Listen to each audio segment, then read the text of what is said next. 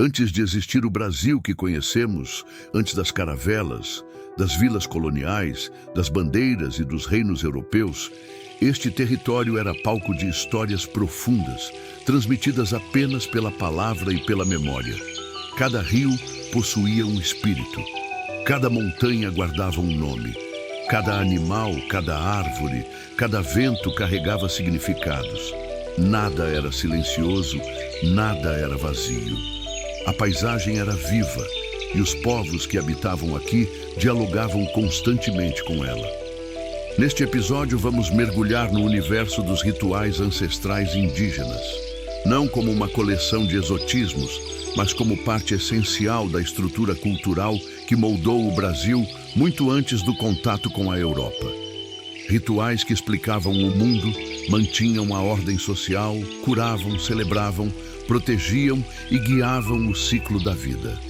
Muitas dessas práticas se estenderam por milhares de anos, sendo fundamentais para a sobrevivência e a continuidade das comunidades. Para compreender o Brasil profundo, precisamos entrar na lógica desses povos. Povos que construíram sociedades elaboradas, estabeleceram redes entre aldeias distantes, desenvolveram cosmologias complexas e carregavam no corpo e na voz a história de suas comunidades. Hoje abrimos a porta desse mundo antigo. O pensamento indígena pré-cabralino tinha uma base comum que atravessava etnias distintas, do litoral ao interior, da Amazônia ao extremo sul. Tudo começava com uma compreensão essencial. O universo é habitado por forças invisíveis. Não se tratava apenas de crença espiritual. Era uma forma de organizar a vida, de interpretar fenômenos naturais e de construir relações entre pessoas, animais, plantas e espíritos guardiões. A floresta era povoada por presenças que precisavam ser respeitadas. O rio tinha vontade própria. Os animais carregavam mensagens. O céu era um grande mapa simbólico, cujas constelações guiavam cerimônias, períodos de plantio e grandes deslocamentos. E os ancestrais, mesmo após a morte, permaneciam atentos, influenciando o destino da comunidade. Viver, portanto, exigia uma constante negociação com o invisível. A cada gesto, plantar, caçar, construir, viajar, escolher parceiros, guerrear, era preciso assegurar que o equilíbrio com essas forças estivesse bem estabelecido. Esse equilíbrio não se mantinha sozinho. Era garantido por rituais. Os rituais não eram eventos isolados ou raros. Eles estruturavam o ano, marcavam o corpo, organizavam a memória e acompanhavam todas as fases da vida. Guiavam decisões políticas, mobilizavam alianças, protegiam em momentos de perigo e davam forma às celebrações de fartura, nascimento e colheita. Cada aldeia, por menor que fosse, vivia imersa em um calendário simbólico, ritmado por cantos, pinturas, danças, instrumentos e histórias. Era através desses rituais que os povos do Brasil antigo se entendiam como parte de algo maior, parte de um cosmos vivo e sempre em movimento. E para interpretar esse mundo, onde o visível e o invisível se misturavam, havia uma figura essencial, o pajé. Presente em muitas etnias há milhares de anos, ele atuava como curador, conselheiro, intérprete de sonhos, guia espiritual, mediador entre mundos e guardião da memória. Sua autoridade não vinha de posição política, mas de conhecimento.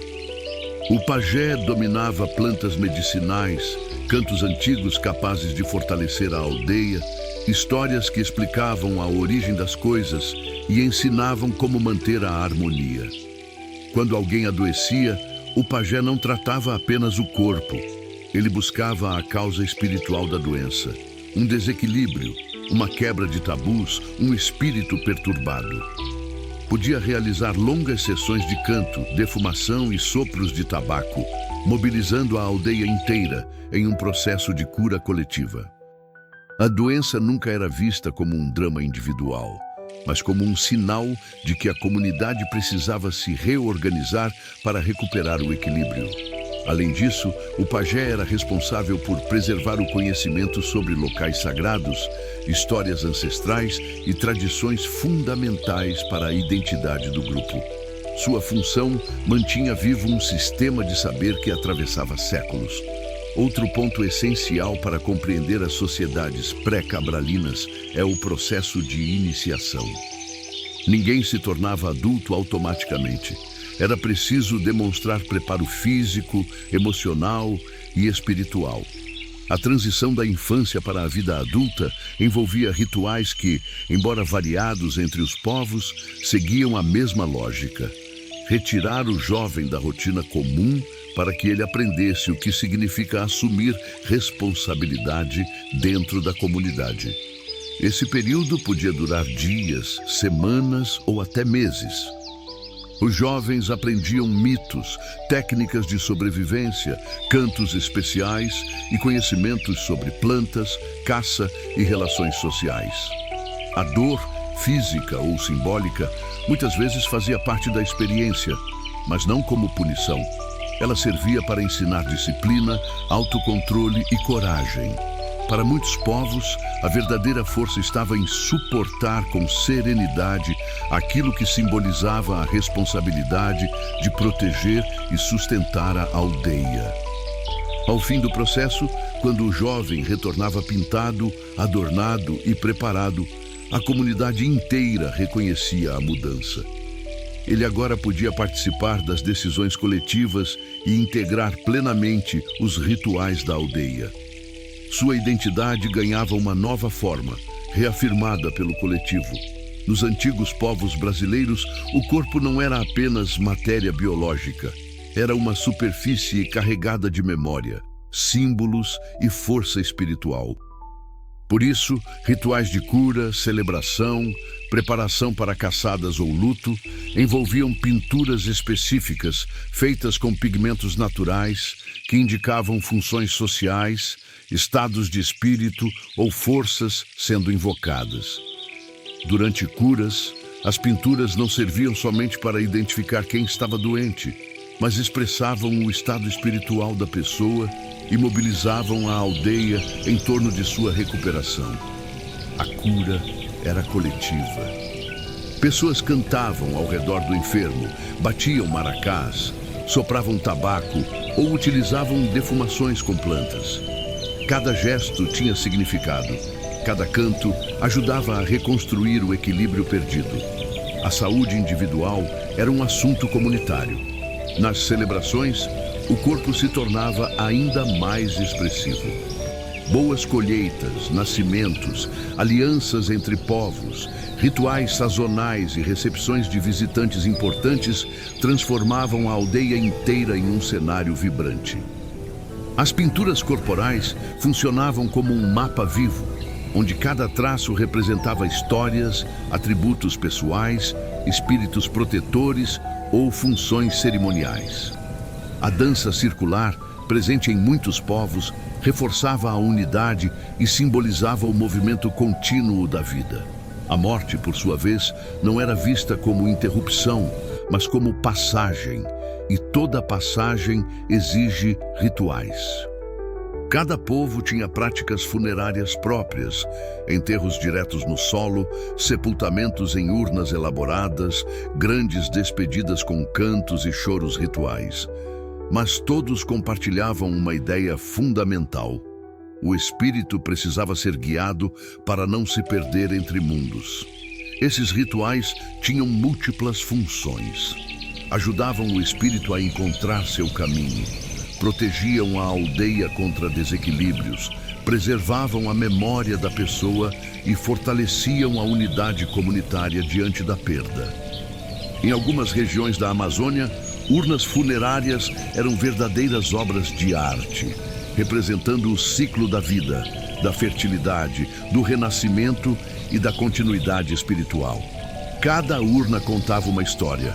No Xingu, rituais posteriores, feitos meses após o falecimento, reuniam famílias e visitantes em danças, cantos e até lutas cerimoniais. Era o fechamento definitivo do ciclo, uma reafirmação de que a vida da pessoa permanecia presente no corpo social da aldeia. A morte, portanto, não era um trauma solitário. Era um momento de reorganização moral, espiritual e política da comunidade. Em um mundo repleto de forças invisíveis, proteger-se era necessidade constante. Caçar, viajar longas distâncias, atravessar territórios desconhecidos, lidar com períodos de seca ou enchentes, tudo demandava rituais de segurança. Muitos povos realizavam defumações, cantos ou jejuns específicos antes de entrar em zonas consideradas espiritualmente sensíveis. Durante viagens, objetos sagrados eram carregados para evitar encontros perigosos. Certos animais ou lugares eram vistos como portais para o mundo espiritual, e passar por eles sem autorização simbólica poderia trazer doença ou azar. Esses rituais, aos olhos modernos, podem parecer místicos, mas tinham efeitos práticos, reforçavam o senso de grupo, preveniam comportamentos arriscados e organizavam a relação com o território. No mundo indígena ancestral, o sagrado e o cotidiano não estavam separados. Pescar exigia respeito aos espíritos das águas. Construir uma casa envolvia gestos simbólicos que pediam proteção. Preparar alimentos tinha regras transmitidas pelos mais velhos. Nada era feito de forma desprovida de sentido. O sagrado era a própria vida, constantemente atualizado em gestos repetidos ao longo de gerações. Essa forma de entender o mundo moldou milhares de anos de existência no território brasileiro e ainda vive em muitas comunidades, apesar de séculos de tentativa de apagamento cultural. Compreender os rituais antigos das tribos brasileiras revelava muito mais do que apenas práticas espirituais. Mostrava o funcionamento de sociedades complexas, organizadas, com sistemas políticos próprios, divisões de trabalho, códigos morais, redes diplomáticas e tecnologias adequadas ao ambiente. Cada gesto, cada canto, cada pintura e cada dança era parte de uma vasta estrutura cultural que mantinha a integridade do grupo. Mas existe um aspecto fundamental dessa história que ainda não exploramos. Um aspecto que moldou alianças, motivou migrações, provocou rupturas e reorganizou completamente o mapa indígena muito antes da chegada dos europeus. Esse aspecto é a guerra. Não uma guerra caótica, movida apenas por violência. Estamos falando de um tipo de guerra enraizada na cosmologia, na moral e na política desses povos. Uma guerra com regras, rituais, significados profundos e consequências que ultrapassavam o campo da batalha. E é justamente isso que veremos no próximo episódio.